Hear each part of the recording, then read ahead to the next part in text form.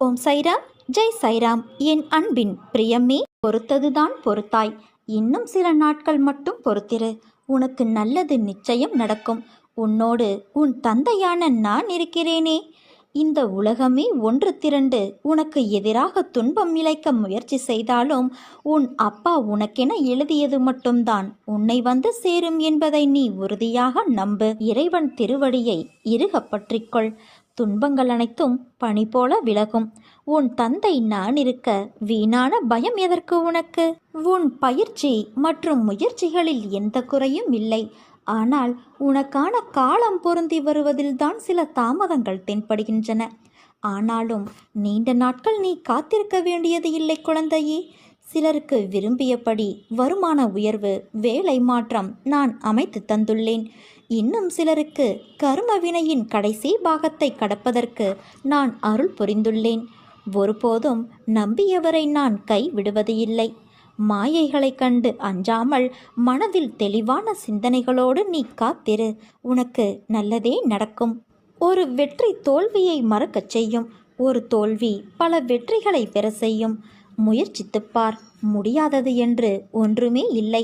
உலகில் வெற்றி பெற்ற அனைவரையும் ஒரு பக்கமும் தோல்வியடைந்த அனைவரையும் ஒரு பக்கமும் தராசில் வைத்து நிறுத்துப்பார். பணக்காரனும் தோற்று இருக்கிறான், ஏழையும் வென்று இருக்கிறான். தோற்றுப்போன எவரிடமும் இல்லாத ஒன்று நம்பிக்கை மட்டும்தான். வெற்றியடைந்த அனைவரிடமும் இருந்த ஒன்றே ஒன்று நம்பிக்கை மட்டும்தான். அந்த நம்பிக்கை மட்டும் இருந்தால் அது எல்லாவற்றையும் பெற்றுத்தரும். நிச்சயமாக நம்மால் வெற்றி பெற முடியும் என்கிற எண்ணத்திற்கு பெயர்தான் நம்பிக்கை. ஏமாற்றம் தோல்வியின் முதல் படியல்ல, அது வெற்றியின் அஸ்திவாரம். நீயும் வெற்றியடைவாய். நீ நம்பிக்கையோடு இரு என் குழந்தையே. இன்றைய காலகட்டத்தில் பிரிவுகள் சாதாரணமாகிறது. வாக்குவாதங்களை தவிர்க்க முயற்சி செய். சொன்ன சொல்லையே பிடித்து கொண்டு தொங்காதே. கோபம் அதிகமானால் பேசுவதை தள்ளி வை. பேச்சுக்கள் அதிகமானால் நீ மௌனத்தை கையில் எடு. செய்த தவறை காலம் முழுதும் சுட்டிக்காட்டி நோகடிக்காதே குழந்தையே. நானும் தவறுகளிலிருந்து பாடம் கற்றுக்கொண்டேன் என்று ஒத்துக்கொள். மன்னிப்புகளை வழங்க எப்போதும் மறுக்காதே. விருந்தினர்களை மனமகிழ வரவேற்க பழகிக்கொள். நன்றிகளை கூற நொடி நேரமும் காலதாமதம் செய்யாதே. என் தங்கமே, பொறாமையை நீ வெல்ல வேண்டும். பொறாமை என்கின்ற வேண்டாத குணத்தை பொறுத்தவரை நமக்கு எந்த விதமான லாபமோ நஷ்டமோ கிடையாது. பொறாமை என்பது இன்னொருவருக்கு கிட்டியிருக்கும் லாபம் அல்லது வளம் கண்டு தாழாமை. வேறு ஒருவருக்கு ஒரு அதிர்ஷ்டமோ செல்வாக்கோ கிட்டிவிட்டால் நம்மால் அதை சகித்து கொள்ள முடியாமல் அவரை அவதூறாக பேசுகின்றோம். அவருக்கு நஷ்டம் ஏற்பட்டுவிட்டால் மகிழ்ச்சி அடைகின்றோம். இது நல்லதா? அந்த மனிதன் வளம் பெற்றால் நமக்கு என்ன நஷ்டம் ஏற்பட்டுவிட்டது?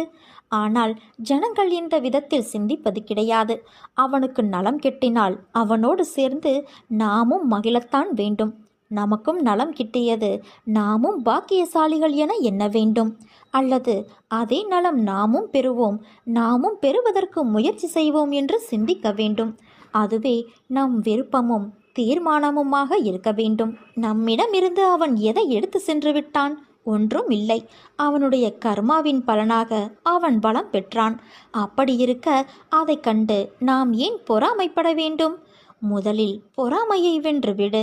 அதன் பிறகு உனக்கு நடக்க வேண்டியது தானாக நடக்கும். நீ வாழ்க்கையில் வெற்றி பெறுவதற்கு 2 பெரும் ஆயுதங்கள் தேவை. அதில் ஒன்று நம்பிக்கை, மற்றொன்று பொறுமை. இந்த 2ம் இருந்தால் உன்னை வெல்ல இந்த உலகில் யாராலும் முடியாது. இன்று மட்டும் அல்ல, என்றென்றும். இந்த பிறப்பில் மட்டும் அல்ல, இனி வரப்போகும் பிறவிகளிலும் உனக்கு எந்த விதமான தீங்கும் யாரும் இழைக்க முடியாது. நான் அதை பார்த்து கொள்கிறேன் என் குழந்தையே. என் தங்கமே, ஏன் உன் வாழ்க்கையை ஏக்கங்கள் நிறைந்ததாய் மாற்றியுள்ளாய்? ஏக்கங்கள் உன் மனதை அழுத்தும் அளவிற்கு அதை உனக்குள் வர நீ அனுமதித்துள்ளாய். யாரும் இல்லை என்று புலம்புகிறாய். அதே நேரத்தில் உன் மனமானது அன்பிற்காக ஏங்கி நிற்கிறது. எதிர்பார்ப்பின் தோல்வியே ஏக்கத்திற்கான ஆரம்ப கட்டம். அதனால்தான் எதையும் யாரிடமும் எதிர்பார்க்காதே என்று கூறுகிறேன். உன்னிடத்தில் என்ன இல்லை?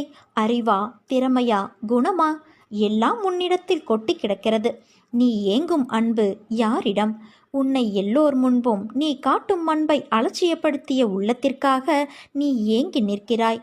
அவர்கள் உன்னை புரிந்து கொள்ளவில்லை என்று அறிந்த பின்னரும் உன் மனம் ஏக்கங்களால் புண்ணாகிப் போவதை என்னால் தாங்க முடியவில்லை. உனக்கு எது நிரந்தரம் என்று புரிய வைப்பதற்கு சில நிகழ்வுகளை உன் முன் நிறுத்தினேன். ஆனால் எவ்வளவு ஆழமாக இருந்ததால் உன் மனம் காயப்படுகிறது. இனிமேல் அதை உன்னிடத்தில் நான் அனுமதிக்க மாட்டேன். உன் கண்முன் போலியான அன்பு கொண்டு இருப்பவர்களை திரையிட்டு காண்பிக்கப் போகிறேன். ஒரு நாள் உன் முன் உன் அன்பிற்காக அவர்கள் ஏங்கி நிற்கப் போகிறார்கள். அது நடக்கத்தான் போகிறது என் குழந்தையே. உன் தொழிலில் நஷ்டம் என்ன செய்வது என்ற நிலையை தாண்டி நிம்மதி இழந்து எந்நேரமும் பயந்து நீ இருக்க வேண்டிய அவசியமில்லை.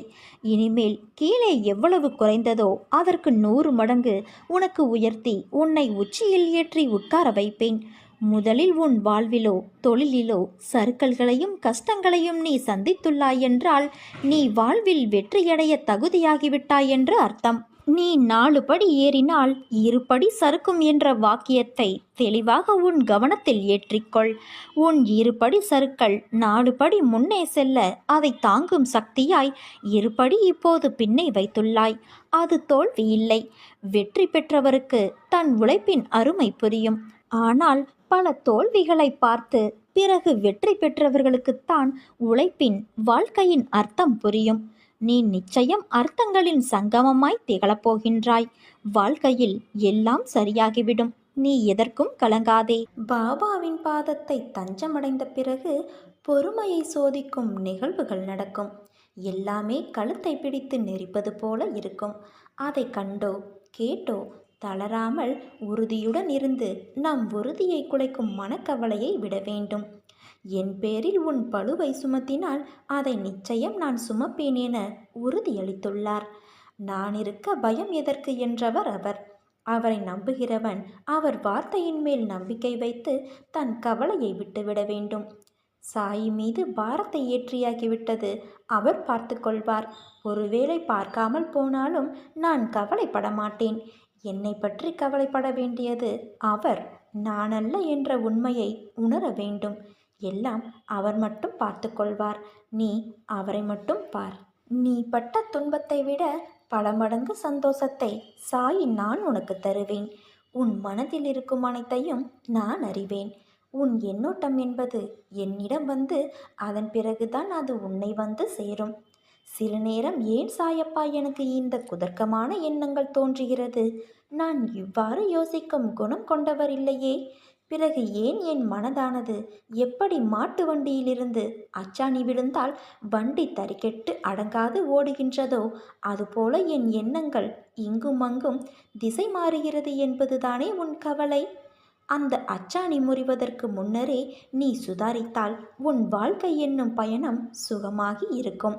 இல்லையென்றால் வாழ்க்கையில் ஒன்றை நன்றாக புரிந்து கொள். ஓடும் தண்ணீரில் நீந்தலாம். ஆனால் அந்த தண்ணீர் காட்டாற்று வெள்ளம் போல இருந்தால் அது கண்ணிமைக்கும் நேரத்தில் அடித்து சென்றுவிடும்.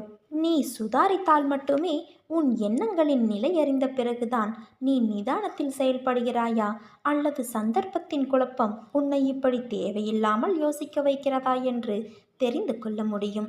இன்று உன் சாயப்பா உன் மனதிலிருந்து உன் போக்கை ஒரு நொடியில் மாற்றியதை நீ உணர்ந்தாயல்லவா?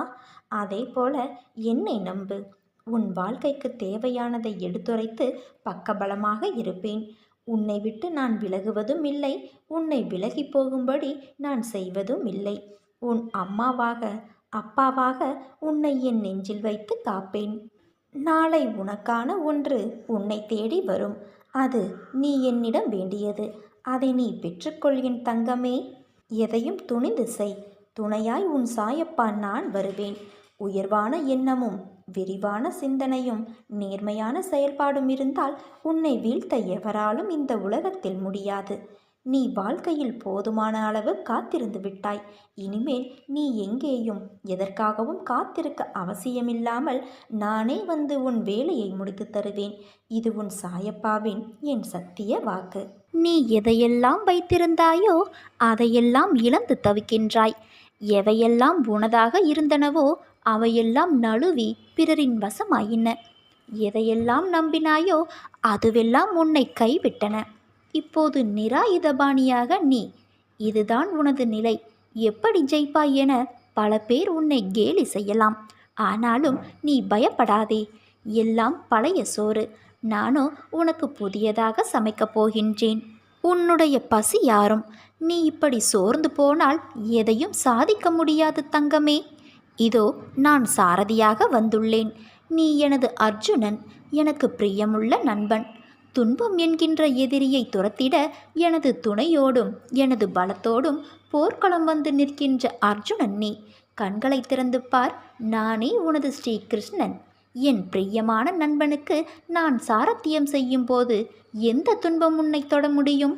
உன் மனம் என்னும் தேரில் நான் அமர்ந்து வழி நடத்தி செல்லும்போது இனி உன்னை யாரால் வெற்றி கொள்ள முடியும்?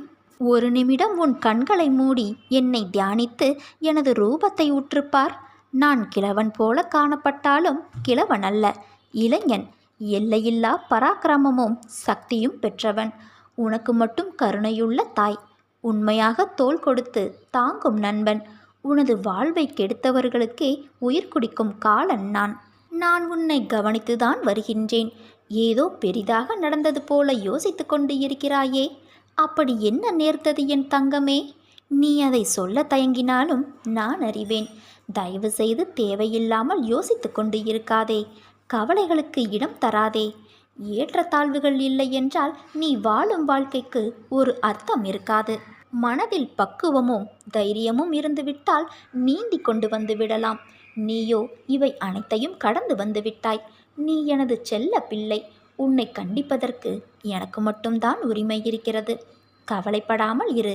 என்னை தாண்டி என்னை மீறி நான் எதையும் நடக்க விட மாட்டேன். எனது அனுமதியின்றி எவரும் உன்னை நெருங்க விட மாட்டேன். உன் சாயப்பா நான் இருக்கின்றேன். தைரியமாக இரு. தன்னம்பிக்கையோடும் இரு. கெடுதல் நடப்பதற்கு இடம் கொடுத்து விட்டால் பிறகு நான் எதற்கு? தண்டத்திற்காயிருக்கின்றேன். கலங்காதே.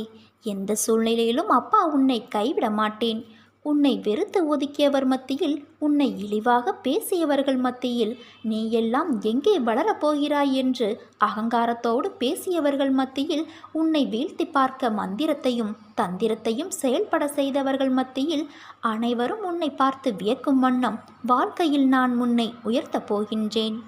இது தெரியாமல் என் பிள்ளையான நீ கவலைப்பட்டு கொண்டு இருக்கிறாயே. உன்னை நினைத்து நான் அழுவதா அல்லது சிரிப்பதா? நம்பிக்கையோடு இரு. நம்பிக்கைதான் வாழ்க்கை. உன் சாயப்பா நான் உனக்கு என்றும் துணையாக இருப்பேன். பல சமயங்களில் நீ உனது சக்தியை உணராமல் ஒரே இடத்தில் அமர்ந்து கொண்டு பழக்கப்பட்ட வேலைகளை மட்டுமே அதுதான் நம்மால் முடியும் என்று கருதி செய்து வருகின்றாய். நீ சாதிக்கக்கூடியவை எண்ணற்றவை, முடிவற்றவை. வாழ்க்கையில் எப்போதுமே திருப்பு முனைகள் அவசியம். அவை இல்லாவிட்டால் சுவாரஸ்யமில்லாமல் போய்விடும். தடைகள் வர வேண்டும். அவற்றை மீறி நாம் கடந்து செல்ல வேண்டும், வெல்ல வேண்டும். இல்லாவிட்டால் செக்குமாடு போல ஒரே இடத்தில் உழன்று கொண்டிருப்பாய். ஆகையால்தான் பலருக்கு வாழ்க்கை ஒரு உற்சாகமான மன நிறைவான ஒன்றாக இல்லாமல் மன அழுத்தமாக கழிந்து விடுகிறது. பண்புகளில் தலைமையிடம் வகிப்பது கோபம் கொள்ளாமல் அன்பால் எவரையும் அணைத்தலே ஆகும். சாதித்து காட்ட வேண்டும் என்ற தனியாத வேகமும் தளராத உழைப்பும் கல்வியும் செல்வமும் வாய்க்க பெற்றிருந்த ஒருவரால் சமுதாயத்தில் உயர்ந்த மனிதராக உருவாக முடியவில்லை என்றால் அவரிடம் அன்பு இல்லை என்று பொருள். செல்வம், கல்வி, உழைப்பு அனைத்தும் இருந்தும் அவரிடம் அன்பு, நிதானம், அரவணைக்கும் தன்மை மூன்றும் இல்லாமல் இருந்தால் அவரால் வாழ்வில் வெற்றி பெற முடியாது. வசதி வாய்ப்புகள் மட்டுமே ஒருவரை வாழ்வாங்கு வாழும் நிலையில் செய்து விடாது. மற்றவர்களிடம் அன்பு இருந்தால்தானே வெற்றி தேடி வரும். அன்பு உள்ளம் இருந்தால் நம் வாழ்வில் வெற்றியும் தேவையான வசதிகளும் தானாகவே வந்துவிடும். அன்பு மனம் கொண்டவர்களே மனிதர்களாவர். எனது வார்த்தைகள் மீது நம்பிக்கை வைத்து செயல்படு. கவலைப்படாதே. உன் சாயப்பா நான் உன்னோடு என்றும் இருக்கின்றேன். எல்லாம் நான் பார்த்து கொள்கின்றேன். எல்லா சுமைகளையும் என்னிடம் தந்துவிட்டு தைரியமாக போய்கொண்டே இரு. உனக்கு வெற்றி நிச்சயம். என் குழந்தைகளான உங்கள் அனைவரின் எதிர்காலமும் என் கருணையால் ஆனந்தமாக அமையும். உனக்கு ஏன் என் மீது இவ்வளவு கோபம்? நான் உன்னை கஷ்டப்படுத்துவேன் என்று நீ நினைக்கிறாயா? உனக்காக எல்லா கஷ்டங்களையும் நான் தாங்கிக் கொள்வேன். உன்னை சில நேரங்களில் நினைத்தால் எனக்கு பயமாக இருக்கிறது. உன் வாழ்க்கையில் நீ மெல்லிய நூலை போன்று இருக்கின்றாய். சின்னதாக ஒரு கீறல் பட்டாலும் மனதளவில் உடைந்து போகின்றாய். அப்போது உன் மனதில் தேவையில்லாத எண்ணங்களும் சிந்தனைகளும் எழுகின்றதால் நிம்மதியில்லை என்று புலம்புகிறாய். உன் மனதை என்னிடம் விட்டுவிட்டாய். அதனால் நீ எதற்கும் பயப்படாதே. சில நேரம் உன் சாயப்பா நல்லதுதான் செய்வேன் என்று உறுதியில் இருக்கின்றாய். சில விஷயங்களில் அதே உறுதியை மறந்து போகின்றாய். உன் அன்பு என்பது எனக்கு என் பிள்ளை கொடுக்கின்ற பரிசு. அது உன்னிடம் உன் சாயப்பாக்கு நீ தினம்தோறும் நீ கொடுக்கின்றாய். இனிமேலும் கொடுப்பாய். நான் சாயப்பா சொன்னதைத்தான் கேட்பேன் என்று நீ சொல்லுகையில் எனக்கு ஆனந்தம் ஏற்படும் அளவை சொல்ல வார்த்தைகள் இல்லை. அதே சமயம் உன்னை சுற்றி இருப்பவர்கள் மீதும் உன் நம்பிக்கை இருப்பதனால் அவர்கள் சொல்லுக்கும் நீ செவி கொடுக்கின்றாய். உன் நல்லதை உன் சாயப்பா சிறு நிகழ்வுகளால் கிடைக்கும் பாடம் வழி என்பதிலிருந்து வாழ்க்கையும் உன்னை சுற்றி இருப்பவர்களும் எப்படி இருக்கிறார்கள் என்பதை உன் மனதில் இருத்தி கொள்ள வேண்டும் என்று நான் உனக்கு புரிய வைக்கின்றேன். நீ அழாதே. உன் கவலையை விடு. உன் அன்பு முக்கியமானது.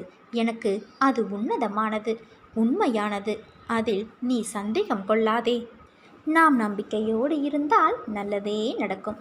சாயிருக்க பயமே. ஓம் சாய்ராம். ஜெய் சாய்ராம்.